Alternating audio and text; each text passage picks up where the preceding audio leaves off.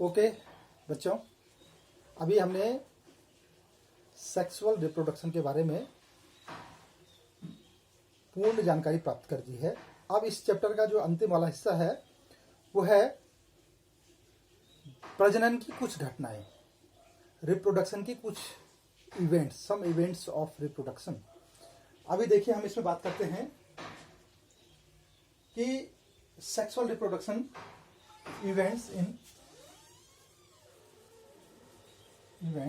इन sexual reproduction,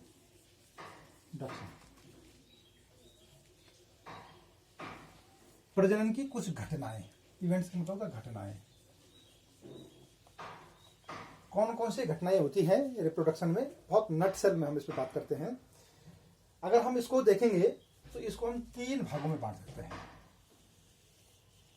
देखो, ये हो गया निषेचन पूर्व घटना। दूसरा हो गया आपका निषेचन, और तीसरा हो गया आपका निषेचन पश्चात।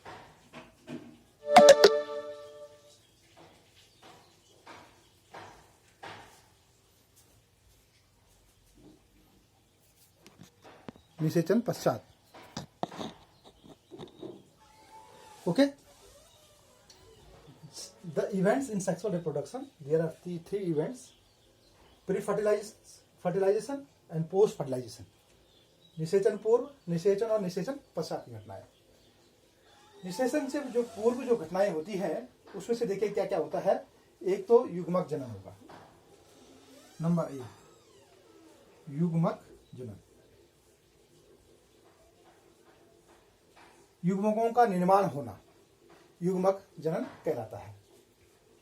युग्मकों का जनन अगर एक ही प्रकार के युग्मक बने तो सम युग्मक कहलाते हैं, एक समान आइसोगैमस कहलाते हैं या सम युग्मक कहलाते हैं, और ऐसे पौधों को बोलते हैं सम युग्मजी पौधे।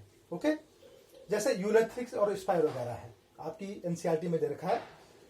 दूसरा, यदि 2 प्रकार के युग्मक बनते हैं, जैसे मनुष्य के केस में स्पर्म और ओवा बनता है, तो ऐसे जीवों को बोलते हैं विषम युग्मजी जीव। ओके, अगर हम इस युग्मक जनन के दृष्टिकोण से देखें तो जीवों में कुछ जीव ऐसे होते हैं जिनमें एक ही प्रकार की युग्मकों में किसी प्रकार की बाह्य रचना और कार्यकी में विभिन्नता नहीं होती है। ऐसे जीवों को समथैलिक जीव कहा जाता है, जैसे म्यूकर है। दूसरा देखेंगे आप कि कुछ पुष्पधारी पौधे ऐसे होते हैं जिनमें दोनों प्रकार के पुष्प लगते हैं, अर्थात दोनों प्रकार के जनन अंग पाए जाते हैं, पुंकेसर एवं स्त्रीकेसर एक ही पुष्प में होते हैं। इनको बाइसेक्सुअल फ्लावर कहते हैं। बाइसेक्सुअल फ्लावर अर्थात उसमें पुंकेसर भी है और स्त्री केसर भी है, तो ऐसे फ्लावर्स को बाइसेक्सुअल फ्लावर कहते हैं।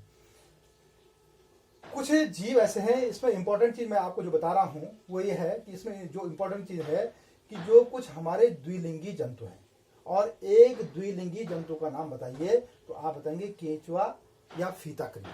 द्विलिंगी जंतु, द्विलिंगी जंतु केंचुआ और फीताकृमि। ओके, निषेचन की घटना में क्या होता है कि युग्मकों का संलयन। अगर एक समान युग्मक है तो एक समान युग्मकों का संलयन हो जाता है।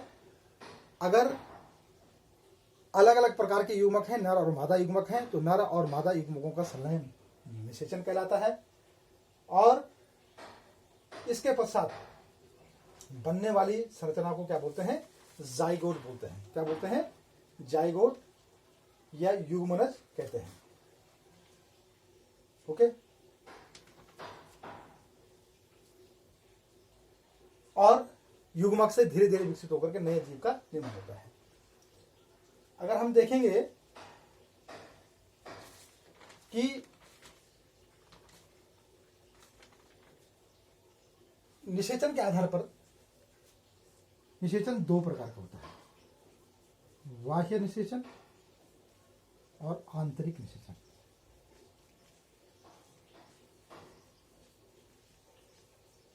ये जो बाह्य वाला है, ये परिषद परीक्षाओं में पूछा जाता है कि बाह्य निषेचन किसे कहते हैं। जब निषेचन का मतलब होता है युग्मकों का मिलना, नर और मादा युग्मकों का मिलना। नर और मादा युग्मकों का मिलना जब शरीर से बाहर होता है तो उसे कहते हैं बाह्य निषेचन।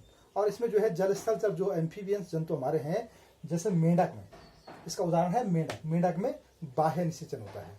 अब बाह्य निषेचन कैसे होता है कि जो मेल फ्रॉग है वो अपने स्पर्म पानी में छोड़ देता है, और जहाँ मादा एग लेग किए होते हैं वहाँ वो एग को फ्यूज कर लेता है, और इस प्रकार से निषेचन होता है। मतलब निषेचन क्या होता है, ओवा और स्पर्म का मिलना, या नर युग्मक और मादा में युग्मकों का संलयन निषेचन कहलाता है। तो जब शरीर से बाहर निषेचन होता है तो उसे बाह्य निषेचन कहते हैं। वेरी वेरी इंपॉर्टेंट बोर्ड के हिसाब से। आंतरिक निषेचन, जब निषेचन शरीर के अंदर होता है। चाहे आप मनुष्य में देखिए, शरीर का निषेचन कहाँ होता है भाई, तुम्बिका में होता है। संकीर्ण पथ की तुम्बिका में, जो गर्भाशय का जो हमारा जो संकीर्ण पथ होता है, उस संकीर्ण पथ की तुम्बिका में निषेचन होता है, अर्थात शरीर के अंदर निषेचन होता है। सेम इन फ्लावरिंग प्लांट में क्या होता है कि निषेचन कहाँ होता है, फ्लावर के अंदर होता है। तो इस प्रकार के निषेचन को आंतरिक निषेचन कहते हैं। अभी जो इसमें एक और टर्म जो आ पाएगा निषेचन में, जो बहुत बहुत वेरी वेरी इंपॉर्टेंट टर्म है, वो है आपको पार्थेनोजेनेसिस। पार्थेनोजेनेसिस मतलब अनिषेक जनन।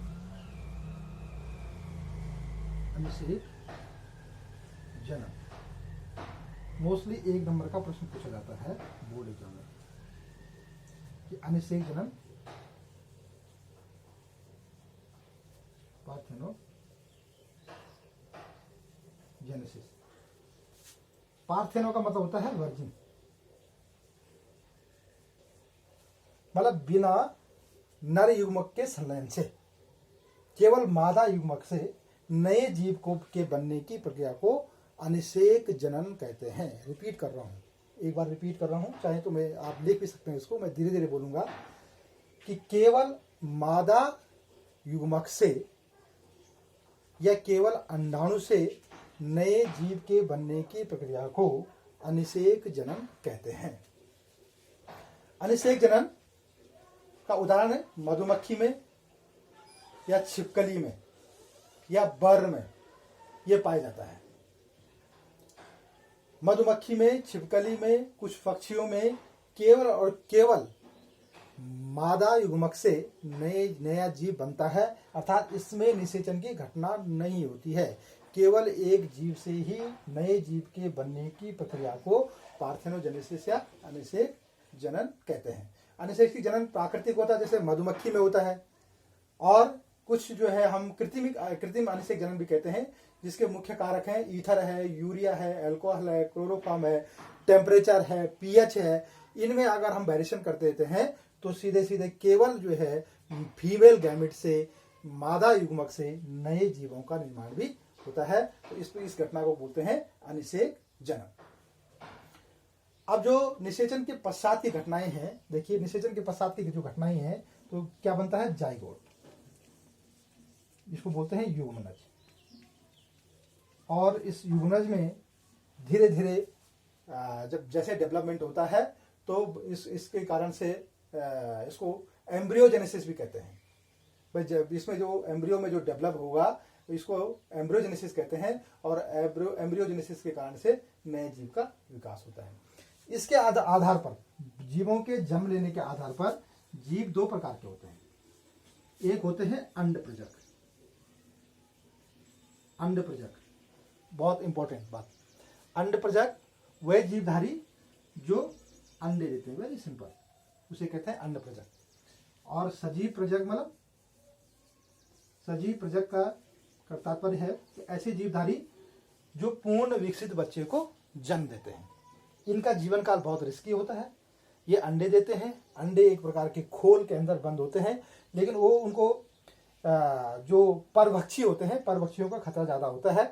और जो सजीव प्रजनक हैं वो एक निश्चित समय अवधि के लिए अपने जनकों के शरीर के अंदर रहते हैं और पूर्ण विकसित बच्चे के रूप में जन्म लेते हैं। ऐसे जीवधारियों को कहते हैं सजीव प्रजनक। ओके, मुझे नहीं लगता है कि इस चैप्टर में कोई बात रह गई हो। आप इसको अगर नोट करेंगे तो आपका पहला वाला चैप्टर लगभग तैयार हो गया। थोड़ा सा हम इसको रिव्यू कर लेते हैं। कुछ प्रश्न हैं जिन पे मैं बहुत नटसेल में बातचीत करूंगा कि जैसे इसमें मैंने इंपॉर्टेंट चीज है जो प्रश्न पूछे जाते हैं परीक्षा में कि मधुमक्खी अनिषेक जनित जंतु कहलाते हैं। क्यों मधुमक्खी अनिषेक जनित जंतु कहलाते हैं? इसलिए कहलाते हैं कि मधुमक्खियां बिना निषेचित अंडों से विकसित होती है। जैसे नर मधुमक्खियां, जो नर मधुमक्खियां बनती है वो अनिषेचित अंडों से बनती है। तो ये क्या हो गए? अभी मैंने अनिषेक जन्म बताया कि बिना निषेचन की केवल अंडों से ही विकसित होती है, इसलिए मधुमक्खियों को अनिषेक जनित जीव कहते हैं। दूसरा प्रश्न कभी कभी पूछा जाता है कि उभयचरों और सरीसृपों में युग्मक संलयन या निषेचन कहाँ होता है? तो ये लगभग जो है जो उभयचर हैं, उभयचरों में मैंने बताया था आपको बाह्य निषेचन होता है। दोनों इंपॉर्टेंट यहाँ मैंने आपको पहले बताया था कि बाह्य निषेचन कहाँ होता है? उभयचरों में होता है। शरीर के बाहर निषेचन होता है। अर्थात इसका उत्तर क्या है कि उभयचरों और सरीसृपों में युग्मक संलयन शरीर के बाहर होता है। किसी एक द्विलिंगी प्राणी का नाम बताइए। तो द्विलिंगी प्राणी का नाम क्या है? केंचुआ बता दीजिए आप। फीता कृमि है, ये द्विलिंगी जंतु है। तो इस प्रकार से कुछ और भी आप एनसीईआरटी के क्वेश्चन आंसर इसमें सॉल्व कर लेंगे। एनसीईआरटी में जो आपके क्वेश्चन आंसर पीछे दे रखे हैं उनको सॉल्व कर देंगे।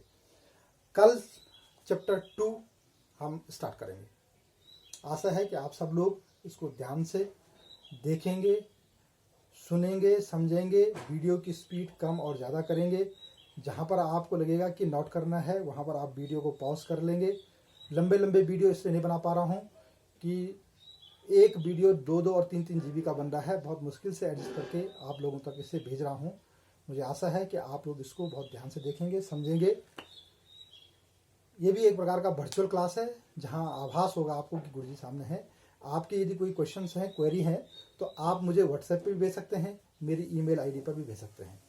साथ ही ध्यान रहे कि मेरा यूट्यूब चैनल है, मेरे नाम से ही है, दिवाकर प्रसाद पेंगली। अगर आप टाइप करेंगे यूट्यूब में तो मेरा यूट्यूब चैनल आ जाएगा। उसमें लगभग सभी टॉपिक के, सभी सब्जेक्ट के वीडियोस अपलोडेड हैं। उसको आप देख करके पढ़ सकते हैं। तो इस लॉकडाउन में आप लगातार पढ़ते रहिएगा, देश चलता रहेगा। आप भी अपनी जिम्मेदारियों का पूर्ण रूप से घर में रह करके निर्वहन करेंगे। एनएसएस के जो हमारे बच्चे वॉलंटियर्स हैं वो सब लोगों से जो आरोग्य सेतु ऐप है उसको जरूर डाउनलोड करा लेंगे। दीक्षा पोर्टल पे आप लोग लॉग इन कर लेंगे। अपने दूरदर्शन में अभी कुछ हमारे सब्जेक्ट के क्लासेस चलेंगी, उसका टाइम टेबल आपको भेज दिया जाएगा। उस दूरदर्शन के टाइम टेबल के हिसाब से भी आप क्लास देख लीजिए। आप विभाग, सरकार पूर्ण मनोयोग के साथ आपके लिए काम कर रही है। बशर्ते आवश्यकता है कि आप इसका लाभ उठाएंगे और आप इसको पूरे मनोयोग के साथ इसको स्वीकार करेंगे। तो ठीक है, सुरक्षित रहिए, घर में रहिए, मास्क का प्रयोग करिए, हाथ साबुन से धोते रहिए। So thank you very much.